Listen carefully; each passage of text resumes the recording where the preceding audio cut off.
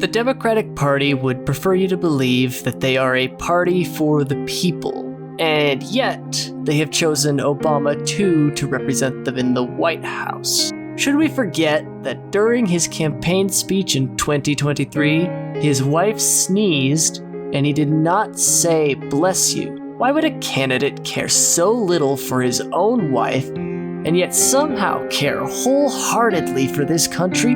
Vote instead for someone with courage and heart to bless all of you. I'm General Nonsense and I approve this message.